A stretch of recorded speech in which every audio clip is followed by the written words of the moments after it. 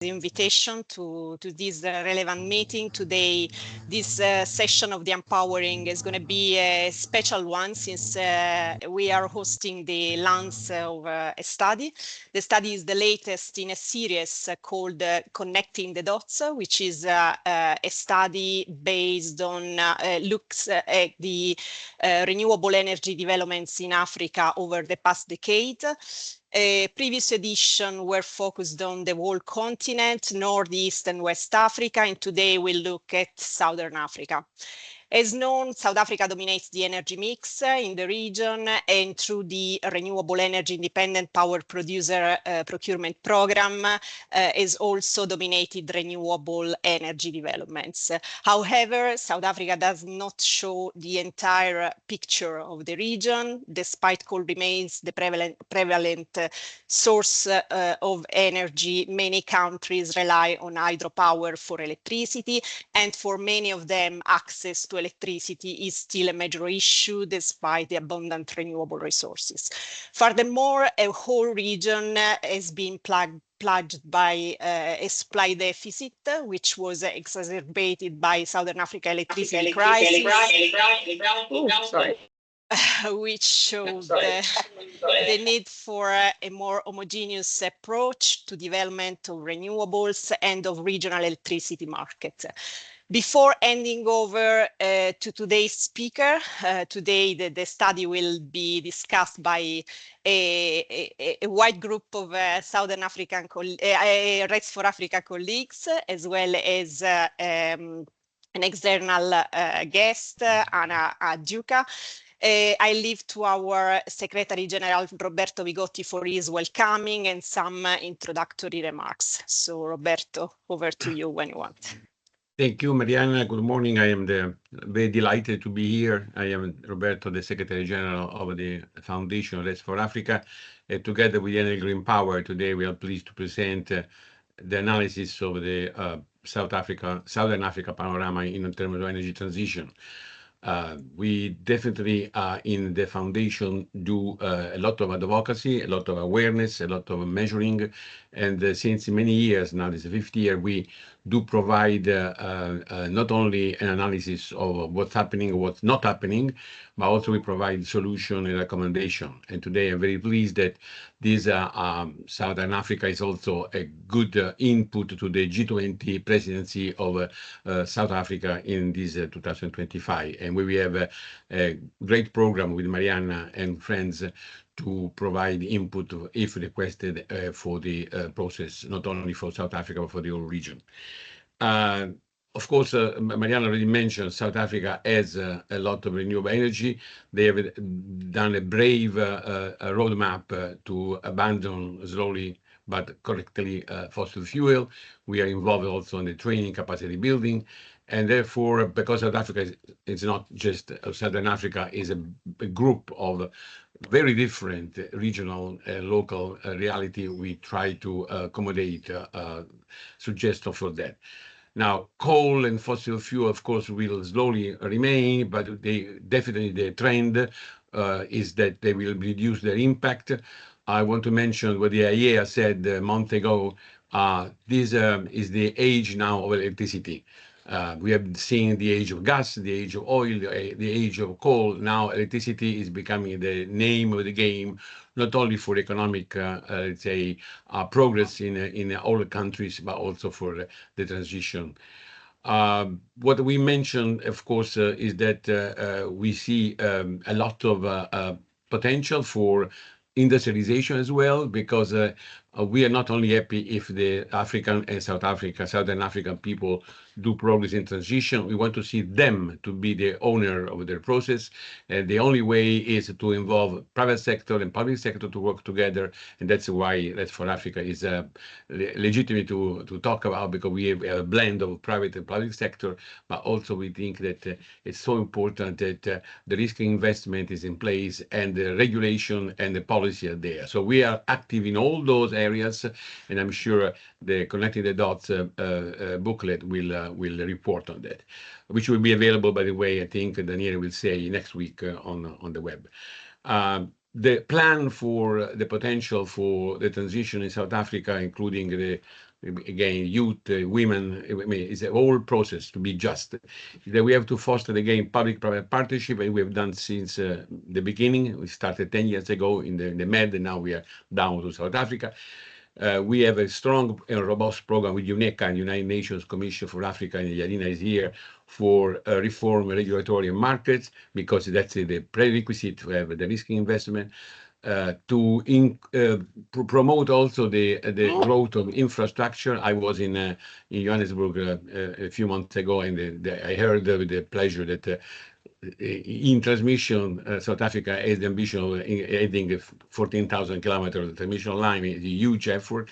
And of course, the socioeconomic benefits are there for the South African population. It's not a short-term process, it's a medium and long-term process. If you think you're going to get a benefit from the ratification of the countries only a short term, you are wrong. This is a medium long term and sure path to go away. So with this, I really wish today I'm going to listen with attention to my colleagues. They wish also welcome to Anna. I mean, she's not from external, she's a new member of Red for Africa since a few weeks, and I'm very proud of her also inside. So thank you so much, and look forward for the conclusion. And thank you, Mariana, back to you. Thank you, Roberto, for setting up the scene for our discussion. The report, as Roberto mentioned, will be published next week. We share the entire pack of the materials and presentation that we'll share with you today through the usual brief that we sent to the participant of the meeting, including the report that will take into account the comments and the suggestion that Ken raised today during our discussion. We are particularly happy to discuss with you this piece of work. As we said, is a result of a team effort between my colleagues Daniele Guzzo, Yarina Ciceo, and Giovanni Formicola, and the market intelligence team at Enel Green Power.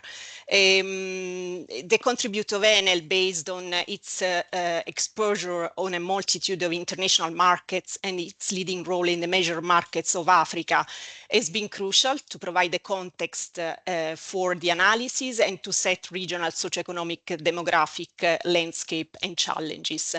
I leave now to Daniele, who led the development of the study, for him to guide us through the different session of the study and the different session that will be presented today. Over to you, Daniele. Thank you. Please introduce yourself and the team properly. Thanks. Yes, thank you, Mariana. Thank you, Engineer Vigotti, for the introduction, which I think that set the scene of today's discussion very well. In the meantime, we are sharing our presentation for today. I still cannot see it, but in the meantime, I can introduce the team. My name is Daniele Guzzo. I'm the area manager for the Sub-Saharan program, including East, Central, and West Africa. And today we are hosted by the Southern Africa team of the foundation, led by Mariana, which I thank for giving us a space in the Empowering Connection format to present our study. With today's study, we're going to delve into Southern Africa renewable energy landscape and what has happened in the past decade. We have started the series of the Connecting the Dots publication a few years back with a continental publication. Then we realized that it was impossible to capture in a small presentation, in a small publication, all the various aspects that characterize the renewable energy landscape of the continent, and from the second edition of Connecting the Dots, we decided to delve into the regional aspects of the renewable energy landscape. It is still difficult to capture the heterogeneity of all the countries that compose each single region. But this year, with the fifth edition, we decided to focus on Southern Africa. data and with this retrospective on Southern Africa's energy transition. Why we call it retrospective? Because indeed we go and take a look at what has happened in the last 10 years. So we believe that there are a lot of projection for the future, a lot of studies and reports that reputable institutions publish every year about what is going to happen in the next 5 years, in the next 10 years, what are the trends, what are the recommendations, etc. We thought that what was really missing somehow was a picture of what has happened in the last 10 years. So what we are going to communicate is basically facts and figures about what has happened and what has not happened, and recommendation on the future based on facts and figures of what has we can witness already today. So with the next slide, we have an overview of the sections of the report. It is divided in 3 parts, as we always do with this Connecting the Dots series. The first parts look at what happened in the last 10 years. We were going to take a look at the macroeconomics of the region, the challenges, the growth of population and GDP, the transversal challenges, of course, of climate change, which is now entering more and more finally into the discussions at global level. We're going to take a look at the renewable energy landscape and how it has changed in the past 10 years, how the energy mix has changed and the renewable energy penetration has changed in the last 10 years. And then we are going to move towards the second part of the publication, trying to understand what limited the renewable energy growth. So here again, we are not saying that there wasn't renewable energy growth, but it was anyway limited, as we can see later on from the data. And in this section, we're trying to understand why. By studying what is missing in terms of enabling environment for the development of renewable energy solutions, what is happening at regional level with the energy market integration, and the challenges that the transition era brings to the region. Finally, in the last chapter, in 5 minutes or so, we are going to give some recommendations which will be based on what we have seen during the other sessions, recommendations which are based on again on available scientific research and available data. So we try to be as much as possible objective with our recommendations, but of course we are happy to hear feedbacks at the end of the sessions that we can even integrate in the publication before it's published next week. So without further ado, thank you very much for your time, and I give the floor to my colleague Carolina Costantini from Enel Green Power for the first session. Hi to everyone. Good morning. Starting off, we are going to look at what happened in Southern Africa region in the last 10 years. So Southern Africa's socioeconomic outlook, which faces a number of challenges. Next slide, please. So Southern Africa as a region represents almost 55%, almost a quarter of Africa's continent GDP, which stands at $3,000 billion. It only represents 16% of its population. So this means it has a relatively higher GDP per capita with respect to other countries of Africa. It actually displays among the first levels of GDP in Africa. Nonetheless, its GDP per capita realized a worsening over this period, over 2012 and 2022 period. And this worsening is actually continuing in 2023 and 2024. This is due to the fact that Southern Africa region strained to grow. It is the only one which doesn't display growth in the period. This is mainly due to socioeconomic factors and which we will now look into, and also to energy constraints drivers. So as far as it concerns the socioeconomic factors, unfortunately, next slide, please. Unfortunately, Southern Africa saw a worsening in two basically indicators of governance quality. These mainly are political stability, and this is due to a deterioration due to freedom, to greater restrictions to freedom in the media, and to opposition of local political parties. And this also worsened accountability and voice. So people's perception of their freedom to speech. Basically, next slide, please. Basically, Southern Africa has high poverty with respect to other regions, but the main thing is that it displays high income inequality and an unequal distribution of wealth in general. In the last decade, just let us think that in each country of the region, more than 50% of total national income is concentrated in the top 10 of the population, highlighting a high level of inequality.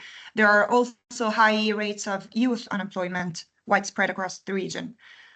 In particular in South Africa country, and in Mozambique. Next slide, please.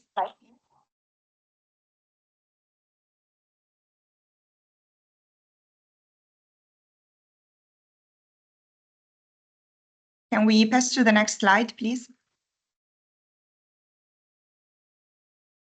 Okay, so climate changes impacts on Southern Africa are widely increasing, both in intensity and in frequency, and this poses a real threat to a country that is mainly agricultural and with high resources for the economy intrinsic in the area, but mainly subject to climate change and therefore affecting availability of such resources, utilization, and stability. Climate change displays altered weather patterns and increased temperatures in the long term too, and this has resulted in much volatility, which is rather bad, rather not well faced by the country's resources and technology. This affects crop production, and it exacerbates vulnerability overall. Please, next slide.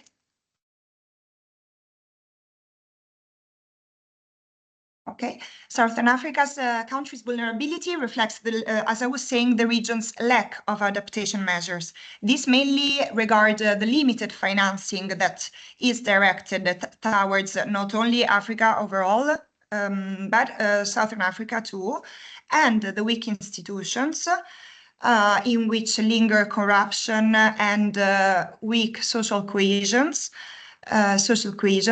and also competing priorities. These all are patterns that hinder the national targets that actually supranational institutions, global institutions have planned for Africa, and which the region struggles to commit to. These leave communities exposed to tensions. Though some enhancements were seen lately, for example, by Zambia's green growth strategy, which seems to be a bit more concrete, and it was launched in 2024, providing a more promising model. Please, next slide.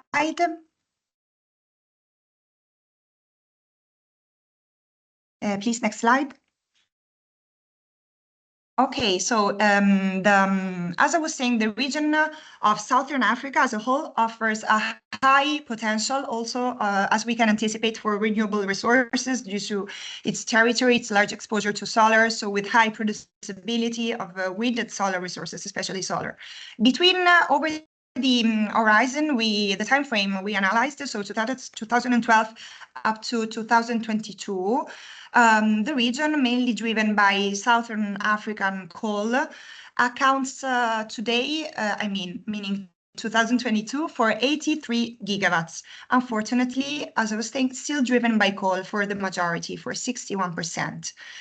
And it accounts for 34% of African continent's installed capacity, thermal and renewable. In 2012, since 2012, a total of 27 gigawatts of additions were made, mostly in thermal projects, so coal projects.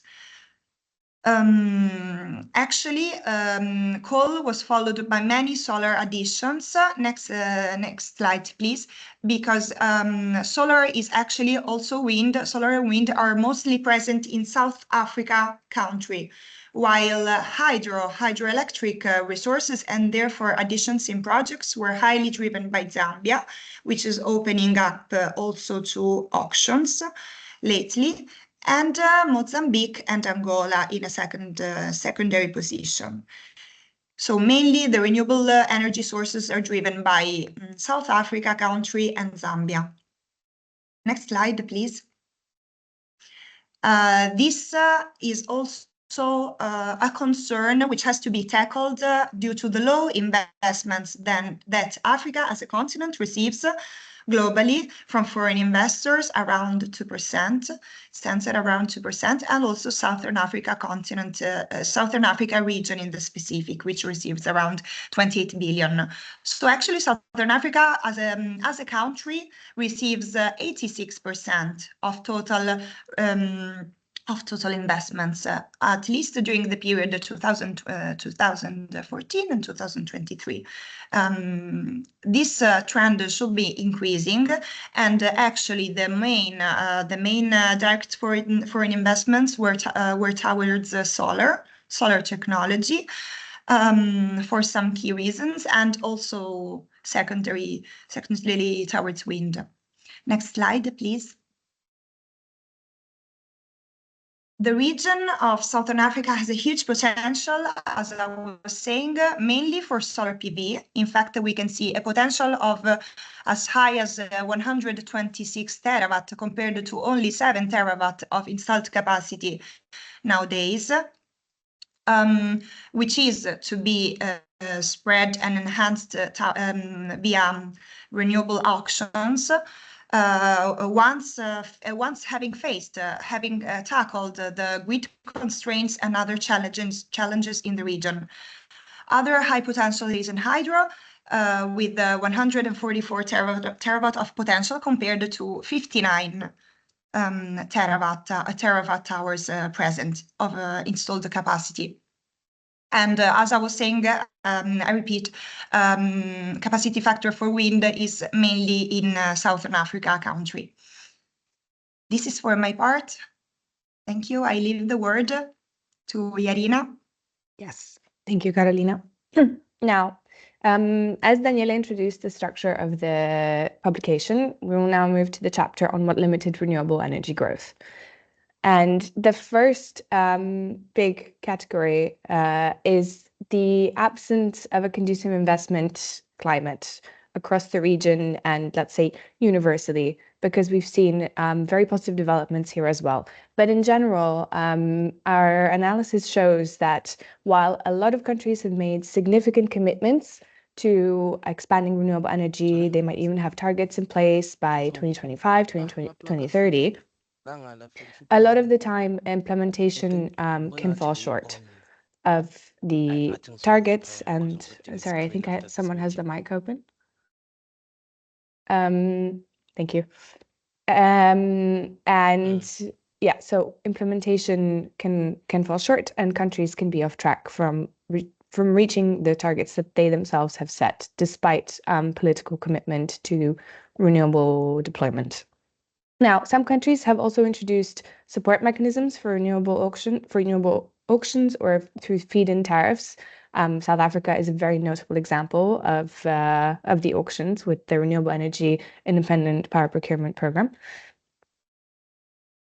But a lot of the time, projects can face other hurdles, such as trouble securing land rights, trouble securing permits, or often in South Africa's case, trouble securing a grid connection. Now, one of the reasons that hurdles can be faced is the regulatory framework. And it's very important to note that over the decade analyzed, which is 2013 to 2023, there has been notable development of regulatory frameworks in the region as analyzed by the RISE index, which is the regulatory index for sustainable energy that considers four main pillars, actually: energy access, energy efficiency, renewable energy, and clean cooking from a regulatory point of view. Now, the RISE index shows that most of the countries in the region have gone from a low level of development to an intermediate level of development, which you can see in the yellow on the map, between 2013 and 2023. A lot of countries have had notable changes in their primary legislative and regulatory instruments. For instance, just to name a few, Zambia changed its electricity law and its Energy Regulation Act in 2019. Mozambique issued a new electricity law in 2022. And most recently, South Africa amended its Electricity Regulation Act effective as of 1st of January 2025. Now, as with everything, there is room for improvement because the RISE score also shows that none of the countries in the region achieved a high level of development, which would correspond to the green color on the map.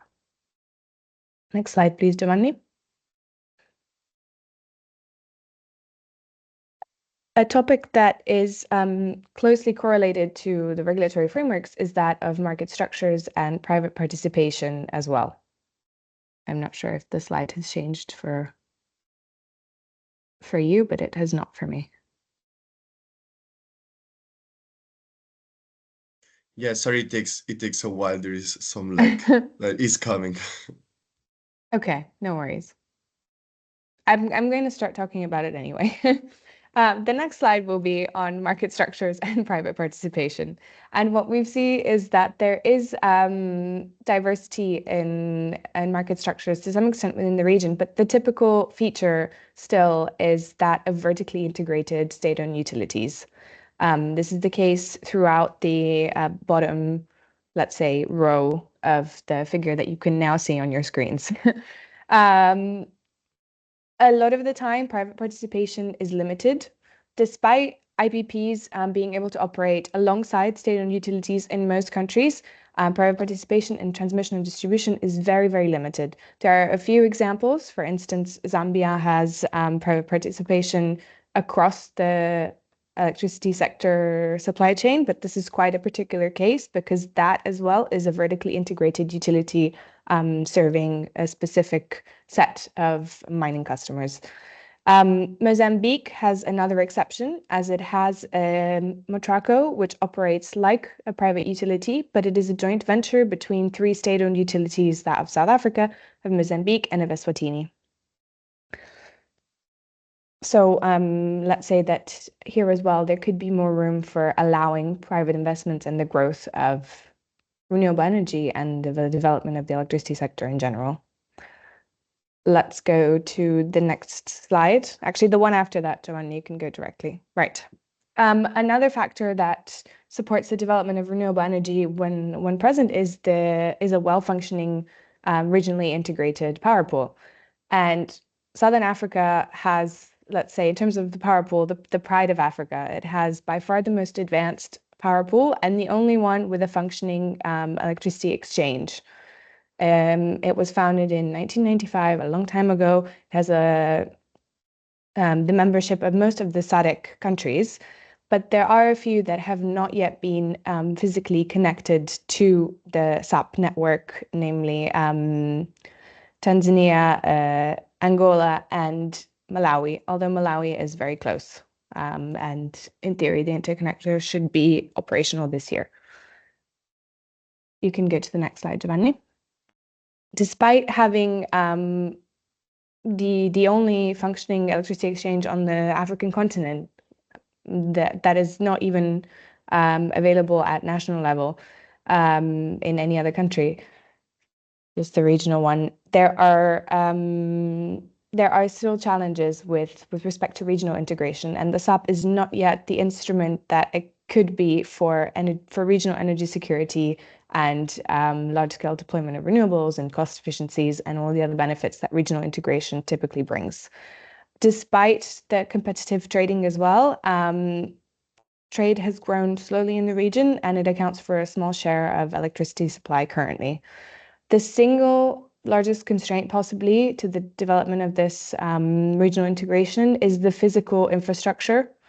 As I mentioned, some of the countries are do not yet have a functional interconnection to the SAP grid, but in general, even the connections that exist often have limited availability for trades that were not bilateral trades between the state-owned utilities of member countries, which are prioritized when it comes to grid availability. So this results in sometimes, depending on the year, even a significant share of trades that were matched failing to be implemented because of the unavailability of the grid.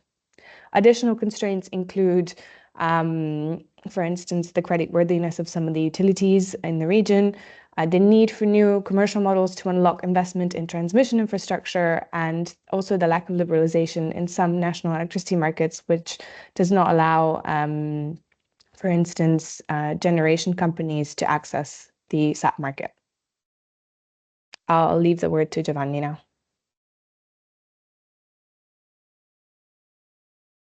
Thank you, Yari. Hi, everybody. Good morning. And now we're going to go a little bit deeper into the global transition era and specifically in the region of South Africa. So we're going to analyze the energy transition and three aspects, actually, of the energy transition. At first, the role of the workforce, so socioeconomic impacts that energy transition might have on a region. And then we're going to go to discuss about the role of critical minerals, which is actually advancing and taking the lead, to then finish off over climate finance.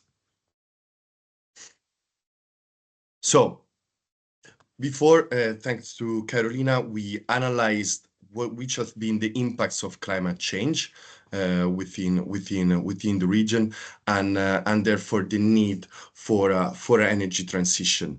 Of course, an energy transition, it comes natural to think that you have to go from energy source A to energy source B by actually changing the whole production value chain.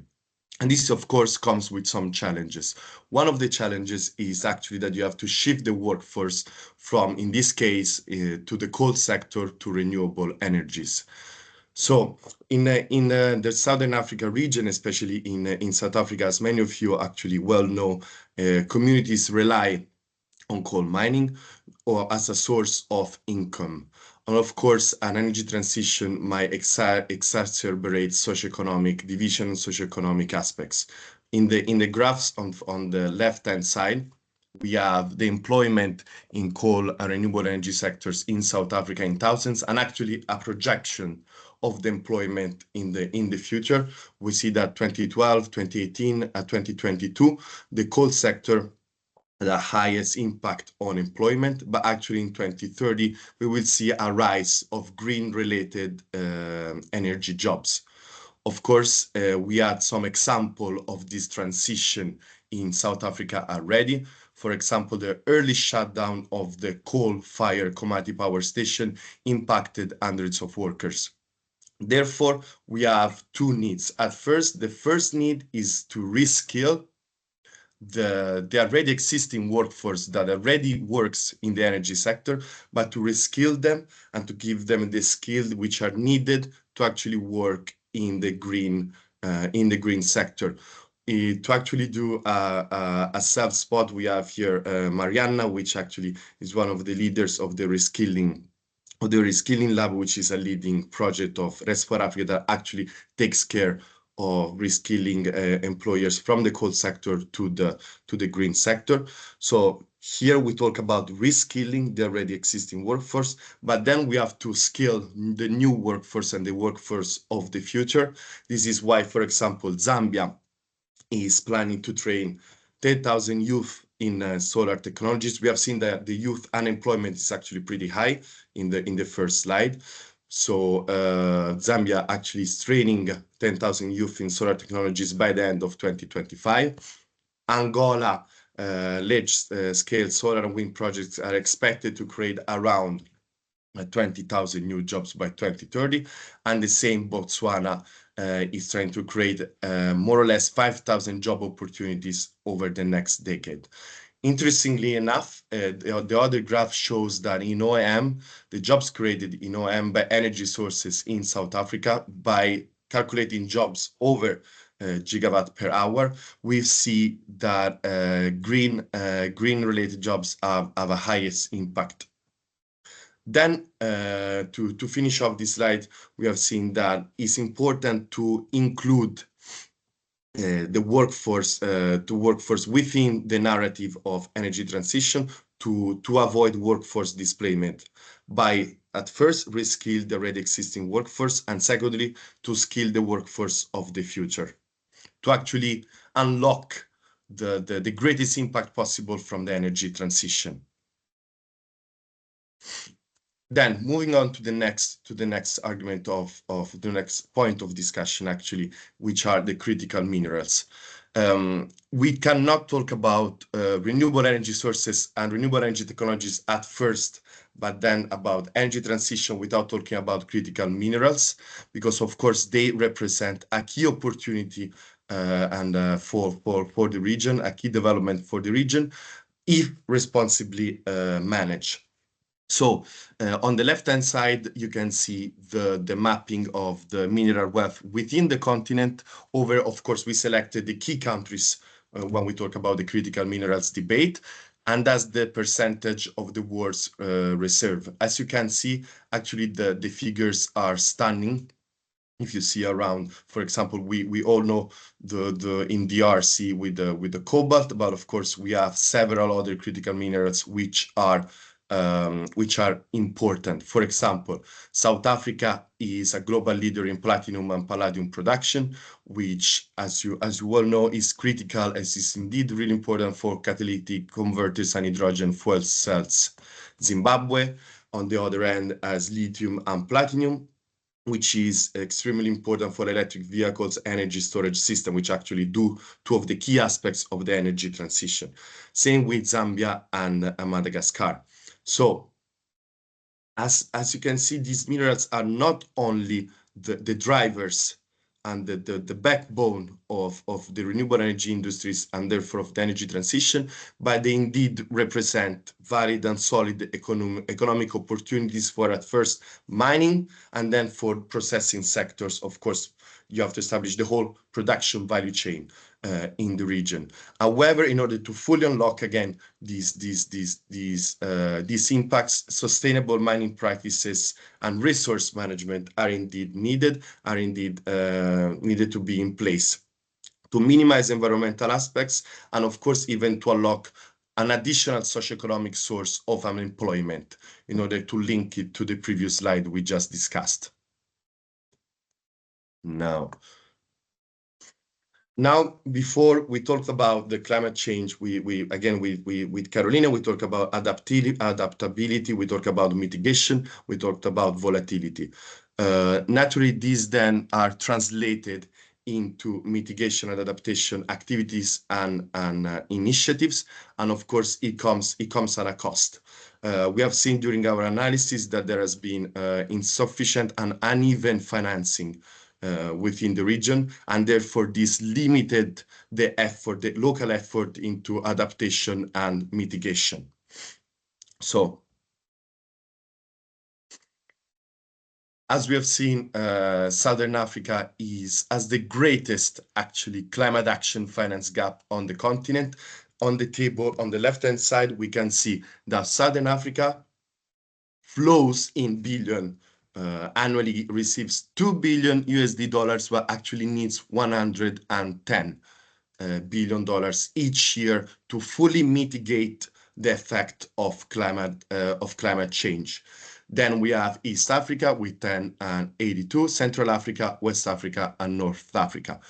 Talking about figures, so The region has an estimated $1 trillion need for the period 2020-2030, and representing roughly 37% of the continent total. Regarding then the adaptation versus mitigation, the adaptation takes the lion's share of support required, which is the 70%, then mitigation 21%, loss and damage 7.7%. So actually, we have each year an annual investments gap of 93%, with South Africa receiving 28% of the regional financing, followed by Mozambique with 18%. So on top of having a critical gap of each year, then what flows within the region is unevenly distributed within the countries. As you can see, with South Africa 28 and Mozambique 18. Then coming to the next slide. Okay. Then on top of that, of course, there are different sources. There are multiple sources actually of where investments can come from. And we have public against private, which is actually one of the most classic examples to use in this case. And so the public on one end are limited, and then the private finances is needed or is pushed actually to step in and to fill the gap. So actually, as you can see in the graphs, the continental average of climate finance coming from the private source are 14%, within our region of attention today being 21%. So actually is the leader in that case. While the share of the national public budget, in this case, dedicated to climate action, Southern Africa is 1%. Then, if talking about the region itself, as we have seen, 21 comes from the private sources. So Southern Africa intends to dedicate the 1% of national public budget to this end, which is a fraction of actually what happens in the other region. Actually, we have no data for Central Africa, but we can analyze the other regions of the continent. So regarding the private sector, the focus and the attention is dedicated mostly into mitigation, which we have seen is the 21% in the slide before of where investments go to. Simply for an investor's point of view, because it offers more predictable revenue streams. So the return of investments, most of the cases, is higher, so is more bankable. So, for example, in Southern Africa, renewable energy and energy efficiency projects accounted for nearly half of all climate action investments. Then I would like to thank you, and I would like to pass the floor to Daniele. Thank you so much.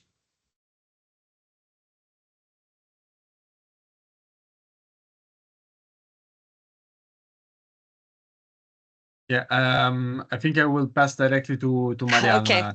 Okay. Thanks, Daniele. Sorry. Thanks, colleagues, for the such valuable insights and figures. I think we learned some interesting points that we would like to discuss later with you. So please be ready to submit your questions. You can use the chat box, as well as you will be encouraged to participate to a live discussion by just requesting the word through your hand up, and then you can unmute your microphone. So before we proceed, before we get to the discussion, it's now time to listen from Anna Juka.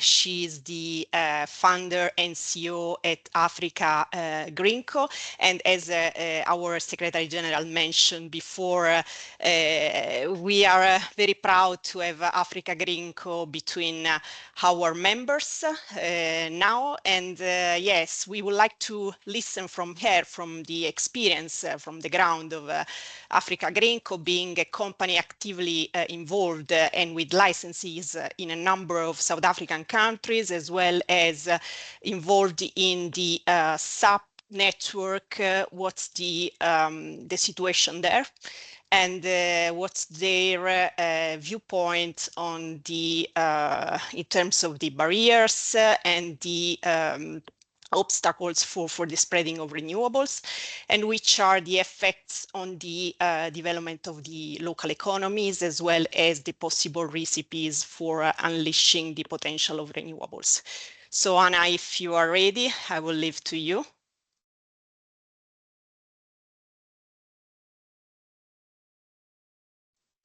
Thank you very much to Mariana and everyone. Can you hear me? Yes, we can hear you very well. Okay, wonderful. I'm calling from our Osaka office, and it is not quite raining right now, but it might be soon. And when it does, it goes boom. So I just warned that I might get interrupted at some stage. So please kindly warn me if I do. First and foremost, thank you so much for this comprehensive presentations. To those that don't know me, my name is Anna, and I'm the Group CEO of Africa Greenco. As Mariana kindly explained, we are SADC's first regional-wide energy trader with operating licenses in Zambia, Zimbabwe, Namibia, and South Africa. In South Africa, we are the first entity but for Eskom to have received the export and import license.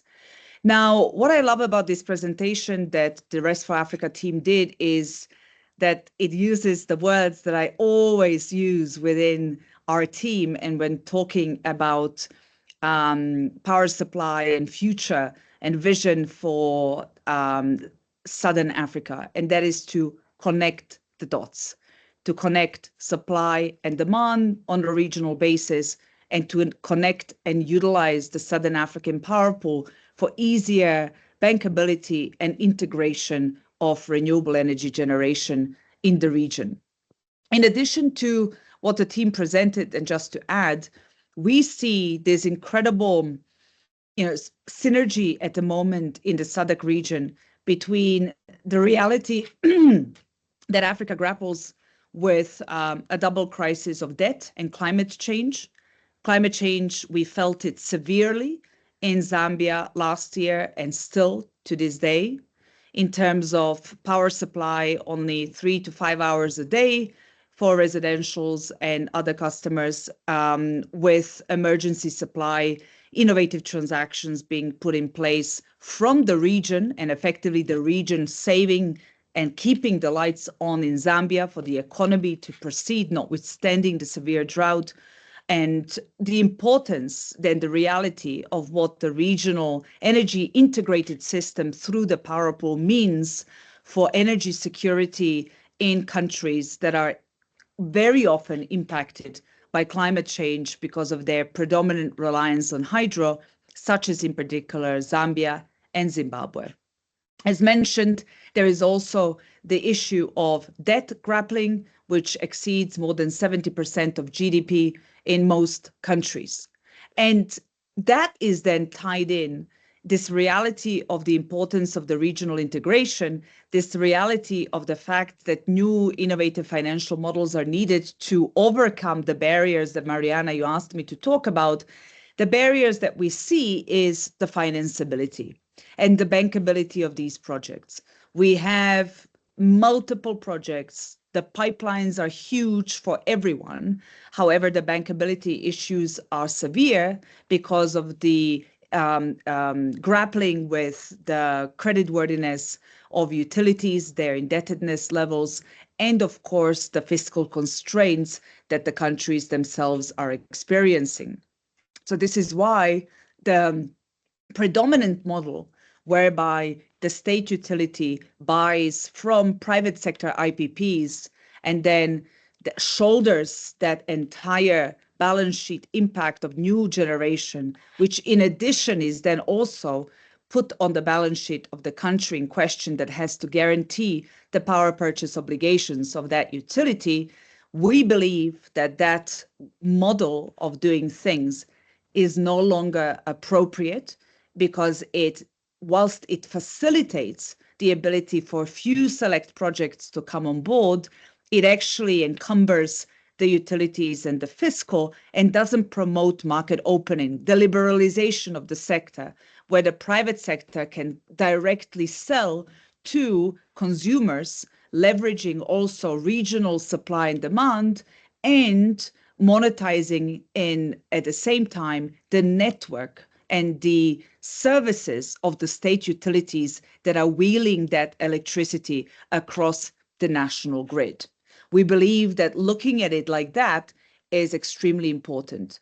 And by looking at the bankability of projects through this regional scenario, we effectively facilitate the domestic and national reform that many countries in Southern Africa have embarked upon.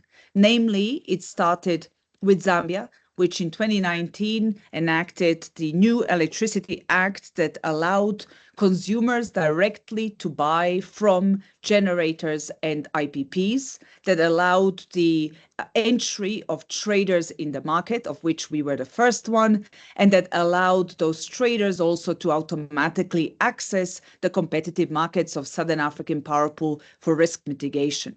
Namibia followed suit, which introduced the so-called modified single buyer model, which also facilitates the ability of direct traders and or generators selling to so-called contestable customers a certain portion of their supply on a direct agreement basis. And Namibia is also attracting further investment within Namibia to export it via the SAP to the rest of the region. Now, South Africa also, of course, followed suit with intensive engagements on the electricity regulation bill that was fully enacted and promulgated this January, really for setting and going even a step further than any other country in SADC, because not only has the new electricity Regulation Act introduced the opening of the market from the perspective of willing buyer and willing seller, but also is introducing the competitive market, day-ahead market into South Africa that is meant to be put in place and open up from 2026 onwards. These are great and absolutely important developments. And those are the developments that will be able to facilitate the alleviation of the barriers that we talked about, which is the issue around creditworthiness and risk mitigation. Up until to date, before these regulatory barriers were put in place, not only did we as the community that works in this sector put all these obligations on the balance sheet of the utilities and the fiscal, but in addition to that, we didn't actually facilitate an easier integration of renewables into what are already technically challenging grids. So what do I mean by that? If we don't compensate the utilities appropriately for their network services, for their ancillary services, for their balancing services, for their energy imbalance caused by intermittent generation on their networks, then we will never take those utilities over and above with us on this journey towards just energy transition and decarbonization. So by opening up the market, we are opening up the tariff structures and unbundling them to compensate appropriately the utilities for the costs that they are incurring by absorbing intermittent renewable energy generation. On top of that, by more focusing on the regional lens, we are utilizing the different supply scenarios, hydro balancing from the region for those countries that do not have an easy balancing method because they're, for example, like South Africa, reliant on coal power generation. So this integrated lens really allows us to decrease the bankability risk by diversifying it across a wider portfolio. It allows us to integrate intermittent supply easier into the already technically challenging networks. It allows us to bring the utilities on this journey with us instead of seeing them as somehow it's on a win-win model where we compensate them appropriately for the services that they are catering towards on a daily basis. And number 4, it gets us closer to actually bringing about new bankable investment and risk allocation models that align with the very regulatory reforms that many of these countries have embarked upon.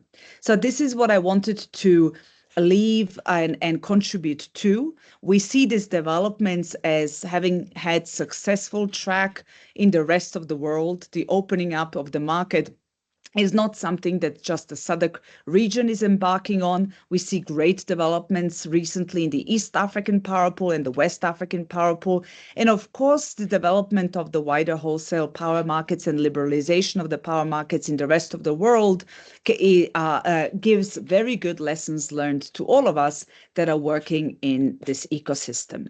So on that note, I want to thank you. Very happy to elaborate further if needed. But these are the contributing remarks I wanted to give during this morning. Thank you so much.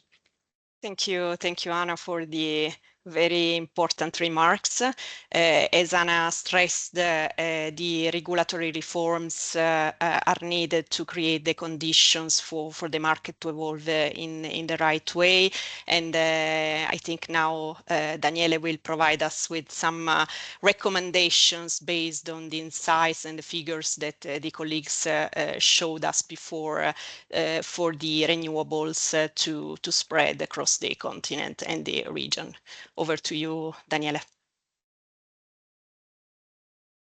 Yes, thank you very much, Marianna, and thank you, Anna, for your speech and intervention. Was very insightful. I would say once again, of course, it has been a pleasure to join you today as we conclude this insightful session on Southern Africa's energy landscape and its development. We have seen in the previous session that there was significant progress in expanding both energy access, integrating renewables and fostering regional cooperation.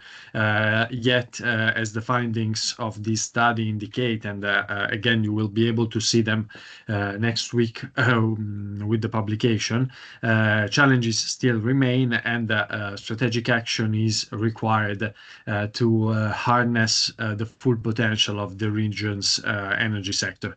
As we all know, the energy sector is a pillar of economic growth, social development, and environmental sustainability.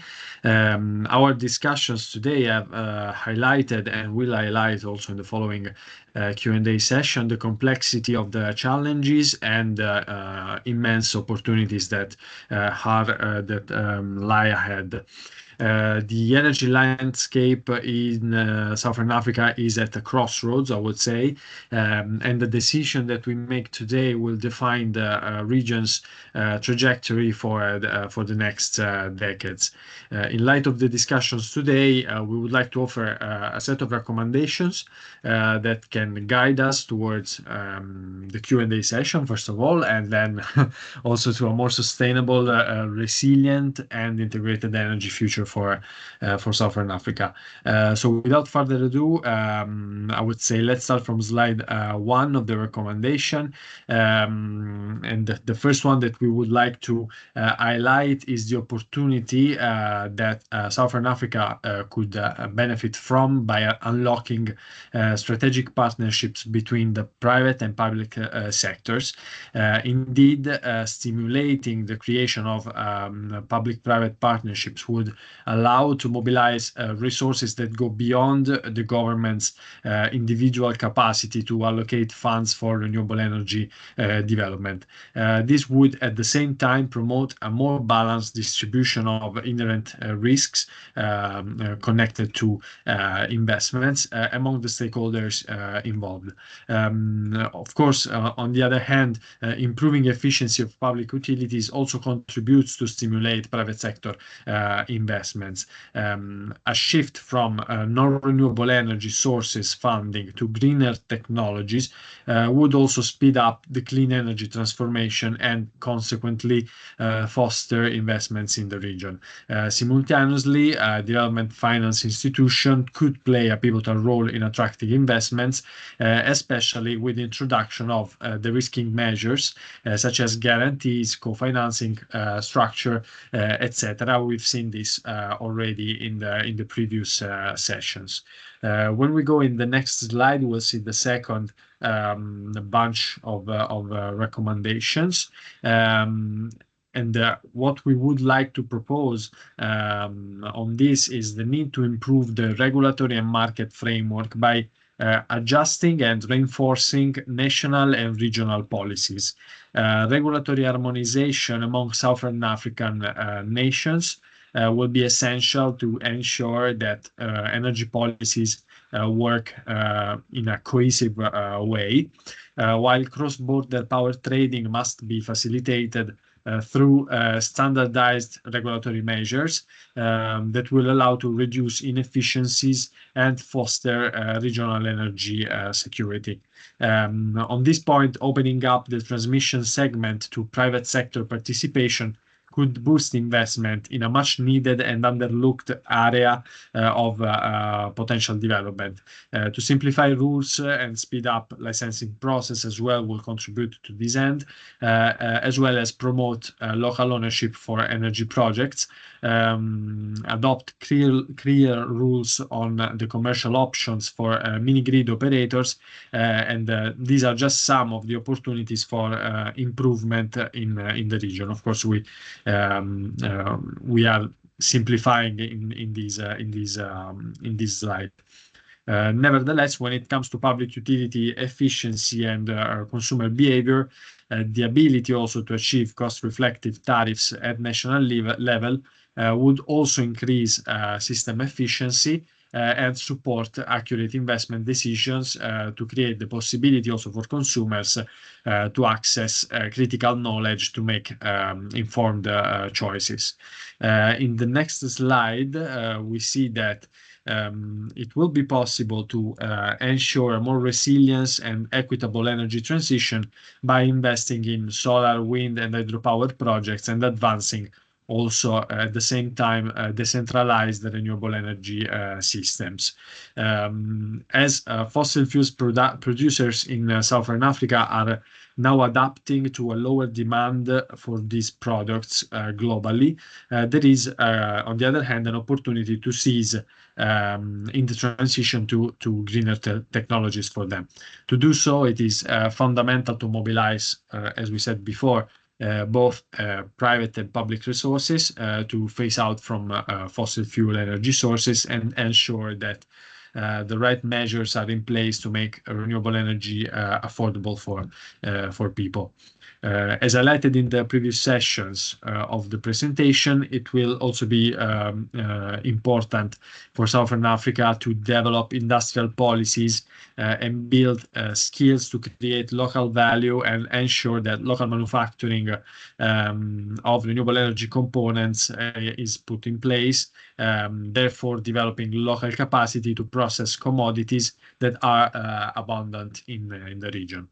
Last but not least, a major focus should be given to productive uses of energy in agriculture, as this sector constitutes a consistent share of the GDP of the region, and the livelihood of millions of people is strictly connected to agricultural activities, which is also, of course, the sector which is most vulnerable to climate change effects. The last recommendation is about regional integration. We see it in this slide. It covers a pivotal role in the development of renewables at scale.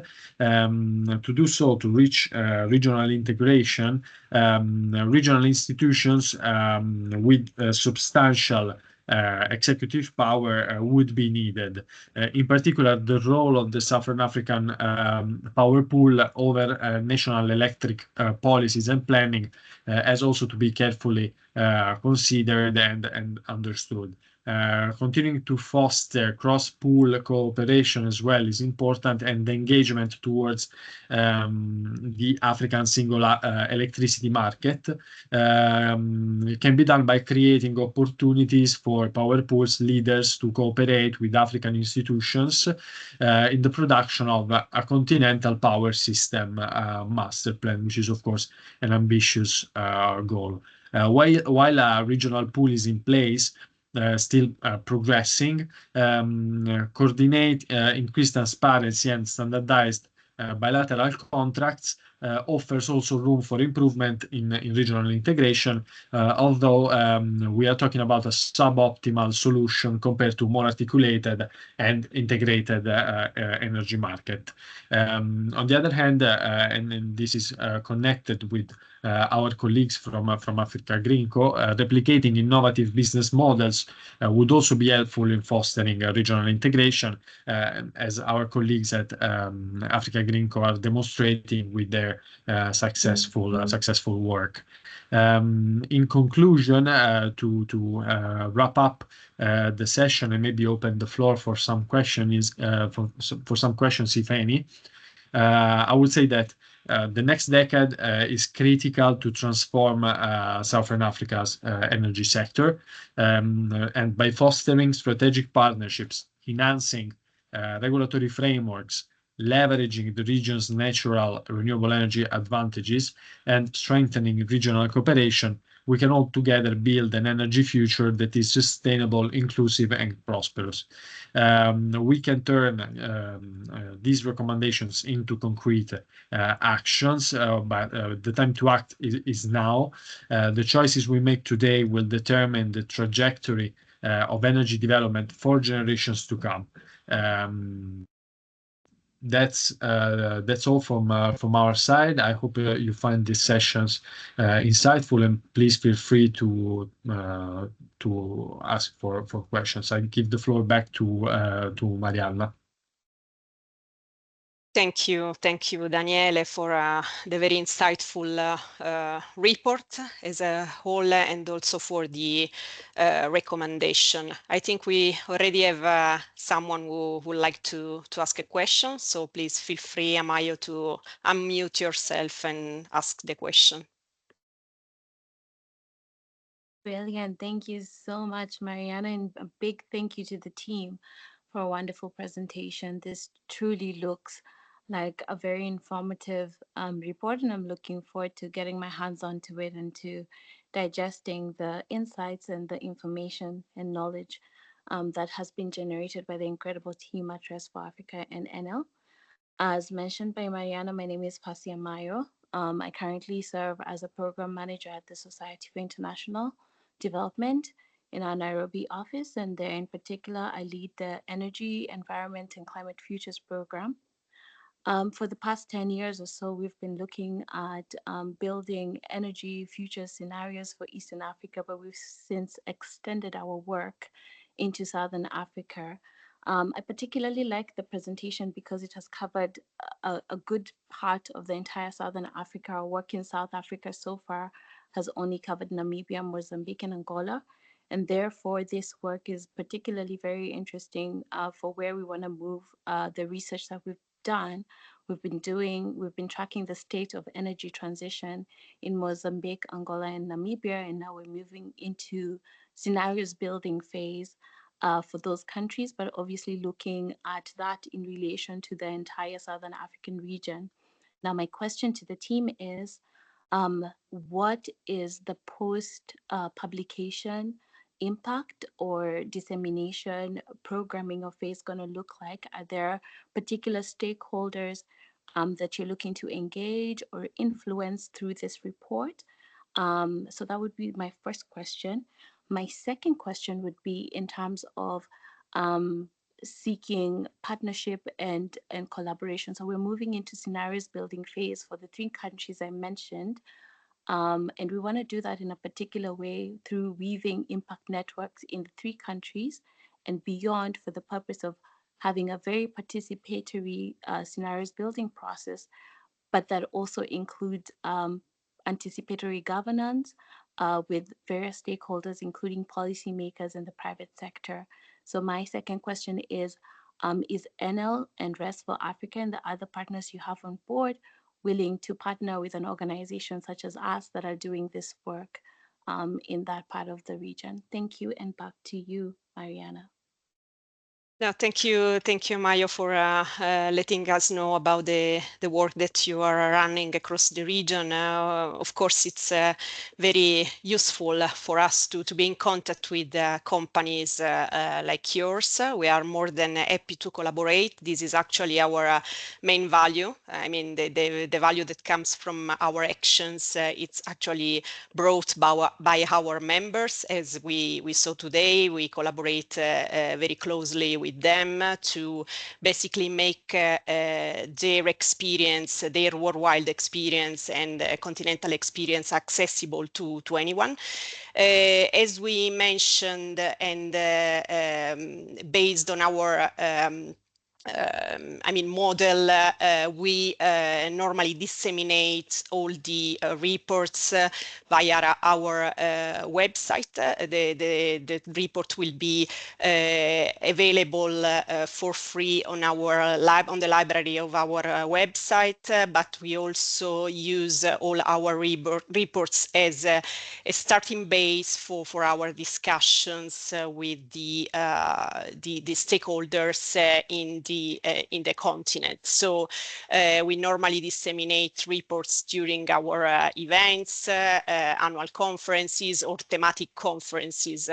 And of course, as Daniele mentioned also, this report wants to be a starting point for further discussions and for further deep diving into the single and specific aspects that have been touched upon during the presentation from our colleagues.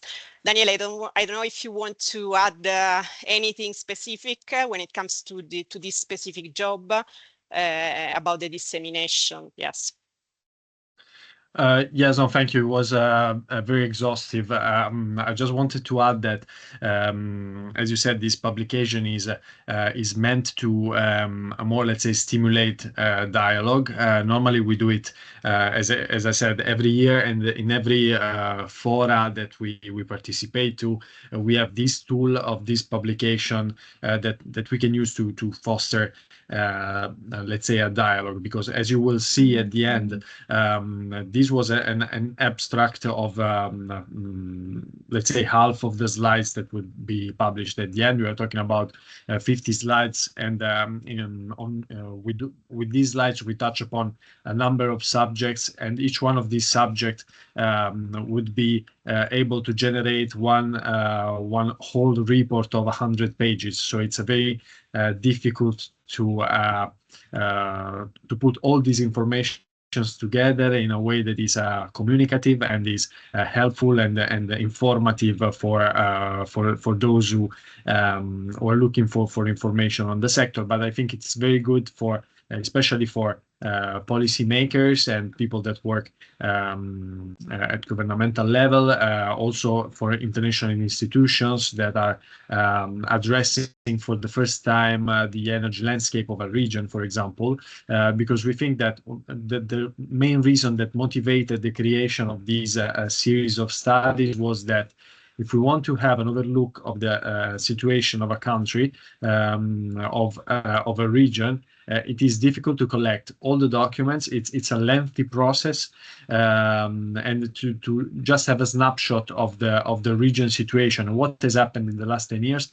We believe there was no publication before that that would do that in a very simple way as we try to do. Of course, then on the other hand, what happens is that a lot of information is lost. Clearly, a lot of detail is lost when we try to do this compendium of information. But we believe that it's a good tool to inform and to stimulate dialogue and to stimulate questions, as we see also with our presentations. So I would say yes. And when it comes to the dissemination, Mariana already answered about that. So yeah, I hope I answered the question. Thank you, Yes, you Daniele. did. Thank you very much. Sorry. I think the team did a great job to provide us with a very simple to use and easy to access tool for regional wide information. So yes, I see also another hand from Mekalia Paulus. Please. Hi, yes, good morning. Thank you so much for the presentation. Unfortunately, I missed a part of it, so I was just wondering, would it be possible for you to share the presentation in the chat box? Thank you. As I mentioned before, thanks for that. The report is still not published, as we wanted to collect your possible comments and inputs today. And we will share with all of you, with all the participants, a brief summarizing the discussion happened today, including the recording of the session and the pack of the presentation shared, including the study itself. Great. Thank you so much, Mariana. Welcome. Okay, so let's see if anyone else would like to add something or ask any questions. Otherwise, I can probably ask the team, probably Daniele, to let us know how does the last decade of renewables in Southern Africa compare to the other regions that you have reported, and yes, which are the main differences or the comparison that we can highlight. Thank you. Yes, that's a very interesting question. Indeed, what we see, what we've seen in the last years, is that there are certain common areas, of course, of improvement, of possible improvement, especially when it comes to regulatory framework, etc. So what normally happens is that what we see in terms of recommendation is there is always this recommendation about improving regulatory aspect, no? But then it's difficult because you have to enter into each one of the countries and say, okay, what kind of regulatory aspect am I supposed to work with and am I supposed to improve? So it is always difficult in a regional publication to let these aspects emerge from the study. But we have seen, for example, I can make a few examples on topics that are both transversal but specific to each one of the regions when it comes to renewable energy development and in general to energy capacity additional capacity. In the last decade, we have seen a certain difference among the regions of the continent. So, for example, we've seen in this publication this year in Southern Africa that we witnessed the biggest additional capacity in the last decade. We're talking about 27 gigawatt of energy, not only renewable energy, in general, while in the other region in East Africa, we're talking about approximately 7 gigawatts. So basically much less than Southern Africa, and in West Africa, about half of the additional capacity of what has happened in Southern Africa. So already this give a little bit of an overview of what has been done at regional level. Of course, then we need to explain why this happened and what generated this kind of additional capacity. And in a way, of course, each one of these regions has one or two champions, let's say, that are leading the way in renewable energy development. Therefore, most of the times what we tend to do is let's look at what the successful countries are doing to stimulate their renewable energy market, to attract investments from abroad, etc. And we've seen different programs and mechanisms that are put in place to attract these investments, both from national governments, but also from international institutions. I can think about the ERI IPP program in South Africa, for example. I can think about the Scaling Solar program in Zambia and Senegal. So it really much depends on the country you're looking at, and starting from there, you can see, let's say, the successful stories of the projects that were landed. On this topic, we are currently also studying, we're also creating a new report that will highlight certain case studies from across Africa, successful studies of renewable energy project development. And I think it will be available by spring already. So this is also, let's say, a deep dive into this topic.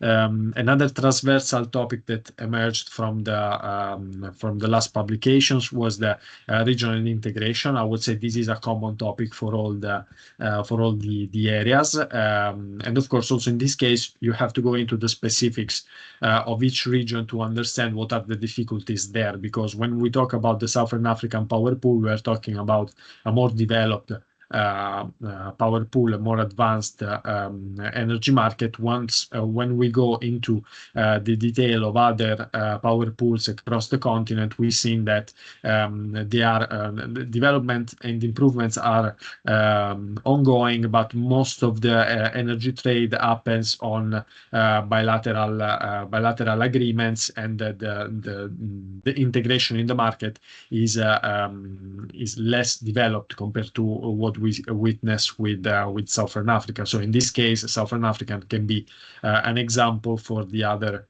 power pools that are currently setting up their strategy and their functioning mechanisms. Of course, this kind of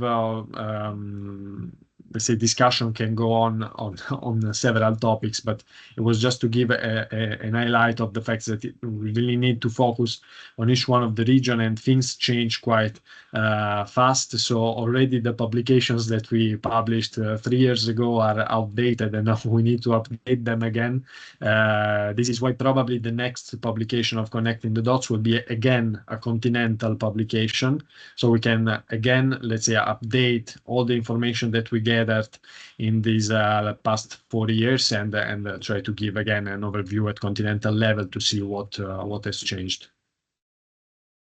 Thank you, Daniele. It's good to see that we need to update our reports, meaning that something is happening actually. And yes, we know that South Africa, for instance, saw a revolution in the electricity market in the sector over the past years. That's why, as a Southern African program, we have to review, for instance, the regulatory review of the country. And Anna mentioned already the latest changes in the regulation. So it's difficult to harmonize, but we need to harmonize. So I would like to then ask to Anna again if she wants to add something about how do you see this harmonization happening for the electricity sector to operate through the innovative models that you mentioned before. I also see our Secretary General. Probably, Roberto, you want to go first? Yeah, just thank you so much, Mariana. Of course, I want to thank you so much, all the colleagues, for the wonderful work you have done. Yes, it is difficult to compare. And in fact, after 5 years, we're going back to make a single report on Africa. I know it's even more difficult, but it's important that you see the perception seen both by public and private sector for the recommendation. Is never to be critical, but constructive. Can be also critical, as we saw today, but constructive. And we are, as you said, very happy to see every time that is to be updated. So 2025, we will present this one as a contribution to the G20 South African leadership, but also during the year, we will present again a continental approach. Again, it's important to, we see, Mariana, when we do the training course internationally, African broad, that one of the main things I appreciate, people talk each other. I mean, people from Kenya talk to South Africa, talk to Morocco, and it's a unique opportunity. So the new report, which will come at the end of this year, will be a contribution to, let's say, benchmarking each other. Again, it's not a critical, is not mean to be, but it's the constructive to support you in benchmarking the idea. And finally, Mariana, you don't forget that in G27 we have developed a policy paper called Scaling Up Electrification in Africa.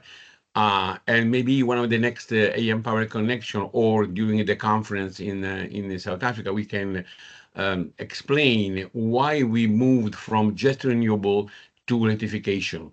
The IEA also, even Fatih Birol said, this is the age of electrification after the age of golden gas, after the age of fossil, because electrification is becoming cheaper, it's becoming with a lot of social and economic benefits. It's also very important, and something I never say, the young people in Africa need to catch up with the new technology because we polluted, as I always hear from some African people, oh, you guys polluted, so you have to decarbonize. We can do whatever you want. Go ahead. But because we polluted, as you say, in the north or wherever, in Japan, wherever, we are developing new technology, which now are available. And if you leave out the young African people to be adopting this technology, they will be left out. If you keep going doing business as usual, you will delay the integration of your people. Why? People from Brazil, people from India, people from Thailand, they're already catching up with the new technology, meaning digitalization, meaning industrialization. Finally, that's why we think you guys in Africa are the owner of your future, but let us propose you the way to go. And again, not only from European point of view, but also from a global point of view. What's happening in Mexico, what's happening in Thailand, what's happening in India is also relevant to Africa. So thank you for your attention. Of course, I'm hearing now Anna, which will say an additional insight. And see you next time. Thank you, Mr. Vigotti. Thank you very much for these remarks. And yes, we will be glad to share with you our vision about the sustainable electrification of Africa in the next sessions of the Empowering Connection, which is quite crucial. So Anna, I don't know if you got the question for you, if you have anything to contribute on that about the possible ways for harmonizing the electricity sector, and especially looking also and considering the impact of the lack of electricity on the development of the countries when it comes to the economy, when it comes to the mining sector, considering the crucial role that has been described in relation with the critical minerals and so on. So your view on that?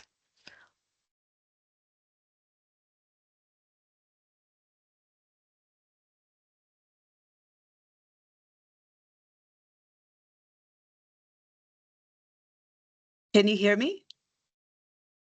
Yes, now we can. Okay, wonderful. Apologies again if there is a bit of a delay on my side.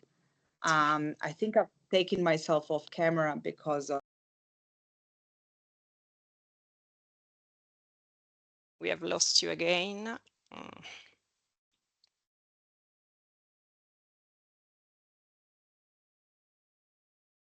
Okay, probably while you try to reconnect, Anna, we can give the floor to Adrian. I see a question on the chat, but please, Adrian, if you want to ask your question directly, please unmute yourself, introduce yourself so that we can provide you with an answer from our speakers. And you can also let us know if you want anyone else, any specific speakers to respond to your question, please. Thank you. Thank you.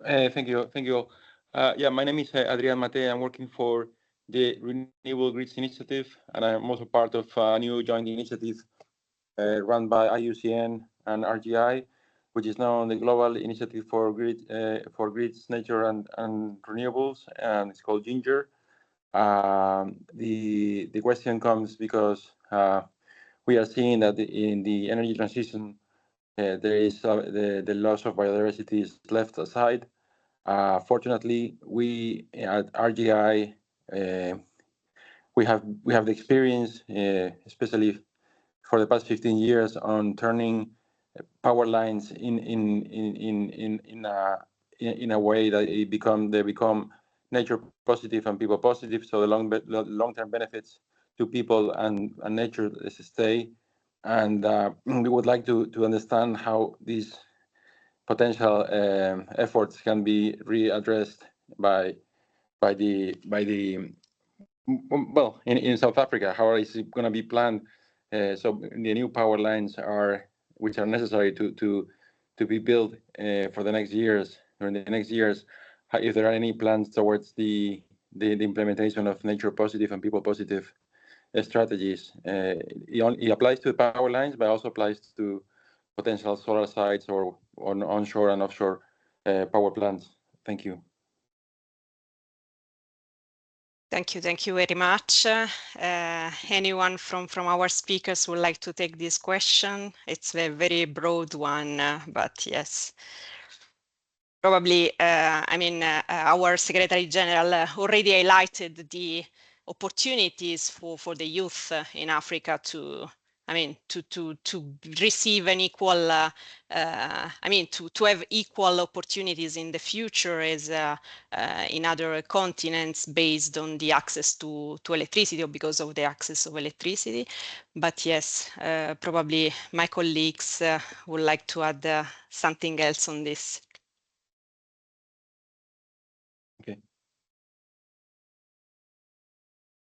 Yeah, if I may add, I hope that it will give an additional point of view over your question. Is that when we talk about the effects, especially of climate change, right? And then we made the connections over to the needs and the finance gap in the region regarding that.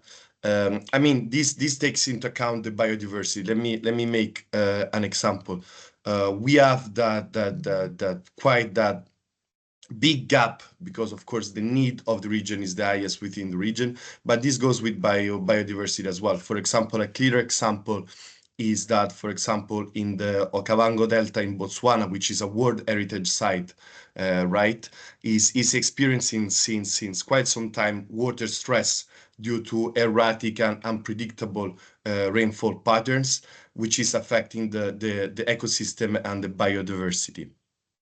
So this is calculated when it comes to the financial flows that should flow within the region, but as we have seen, they are not in place, as it was only 2 billion each year.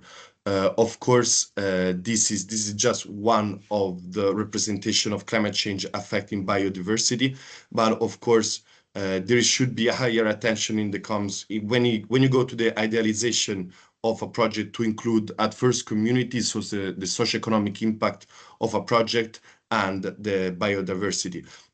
For example, last year in the publication within the eastern region, when we talked about the new pipeline that has been developed and the impacts that it was having on local communities and the local biodiversity, we suggested a higher attention to that, or to include the word biodiversity within the forum and within the debate.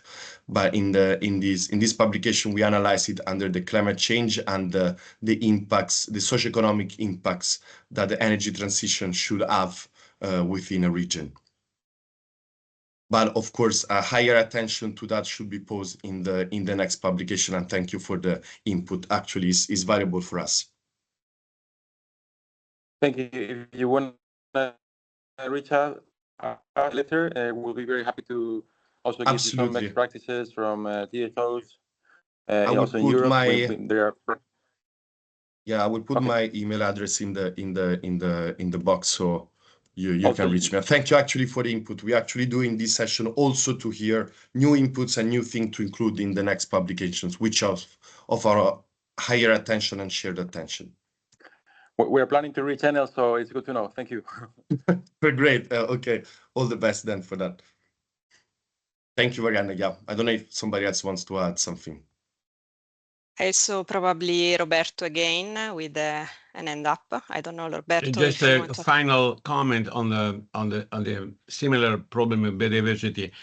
We have a strong, let's say, also experience in the so-called water energy food nexus, which is a model by which you can encourage both the correct use of land in Africa and the economic growth of the worker. If you think, as we did sometimes in the past, our European, to create mini grids in the rural area of Africa, and then get renewable maybe storage, and then get a bill to be paid, it doesn't work. In many cases, the correct way is to provide, yes, renewable and mini grids, but also provide the device to pump, to cool, all the other instruments which may allow the local people to raise their profile in terms of rendering of the. But it's difficult because, you know, in many countries, even in Roma, we are in Roma with the renewable. In Roma, we have FAO, the Food Administration of the United Nations. We try to have an MOU with them to discuss this, and they say, oh, no, you do renewable, we do food. Then in Roma, we have IFAD, the United Nations Water Finance. They say, oh, you do renewable, the FAO does agriculture, you do, we do water. So the silos thinking sometimes kills, also because in many countries, including yours probably, the different ministries don't talk to each other. And just to conclude, water energy food is to be applied more and more. We have a model calculated by the World Bank and our University of Roma that you can even calculate how many children go to school if you apply water energy food instead of just energy. And this is because the family will, in a few years, get enough income to provide that. So it's something neglected, but something difficult because, number one, the people don't talk to each other and the responsibility are fragmented. So again, this goes together with biodiversity and the correct, let's say, development of the African people. And so I really stop now, otherwise I talk too much. Mariana, thank you so much. I think we are about to close. Okay, thank you. I just wanted to double check with Anna if she's back now and she's able to take the previous question. I am back. Can you hear me now? Yes, perfectly. Thank you. So thank you for the question on regional harmonization. It's interesting, you know, the region has been trying to harmonize for many decades now. There has been the SADC industrialization strategy and roadmap since 2015 until 2063. The regional infrastructure development plan has been updated on a regular basis, etc.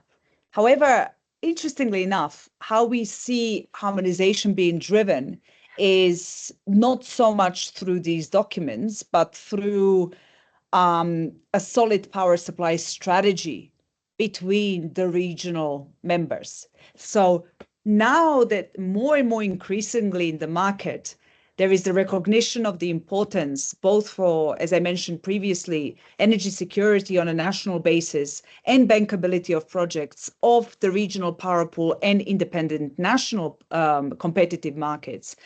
That strategy is in and of itself being created by the market recognizing that its bankability or the risk allocation is starting to look into it.